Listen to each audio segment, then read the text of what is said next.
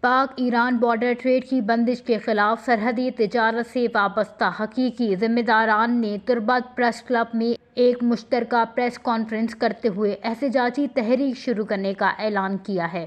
تحریک کے صدر ضیاء کریم، سردار ولی خان، حاجی ناصر اور دیگر رہنماؤں نے پریس کانفرنس سے خطاب کرتے ہوئے کہا کہ پاک ایران بارڈر پر تجارتی سرگرمیوں کو ایک بار پھر بند کر دیا گیا ہے، جس سے ہزاروں افراد کا روزگار متاثر ہوا ہے۔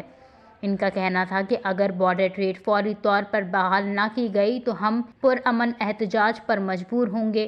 رہنماؤں کا مزید کہنا تھا کہ ضلع کیچ ایران کے ساتھ سرحدی علاقہ ہے، جہاں کے لوگ صدیوں سے بارڈر ٹریڈ کے ذریعے اپنی روزی روٹی کماتے آ رہے ہیں، مگر حکومتی پالیسیوں، مسلسل پابندیوں اور رکاوٹوں نے اس کاروبار کو تقریباً ختم کر دیا ہے، جس کے باعث مقامی افراد شدید معاشی بحران اور فاقہ کشی کا شکار ہو چکے ہیں۔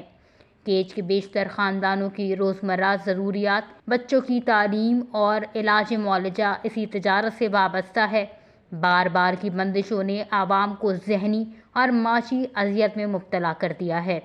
رہنماؤں نے اس بات پر زور دیا کہ بارڈر ٹریڈ کو سیکیورٹی یا امن و امان کے مسائل سے جوڑنا غیر مناسب ہے، کیونکہ ہم پرامن اور نہتے کاروباری لوگ ہیں۔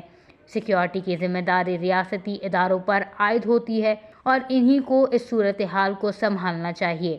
پریس کانفرنس کے اختتام پر انہوں نے وزیر اعلیٰ بلوچستان، ایف سی حکام اور ڈپٹی کمشنر کیچ سے مطالبہ کیا ہے کہ بارڈر ٹریڈ پر عائد تمام پابندیاں فوری طور پر ختم کی جائیں، کیونکہ یہ مسئلہ صرف روزگار کا نہیں بلکہ علاقے کے عوام کے مستقبل اور بقا سے جڑا ہوا ہے۔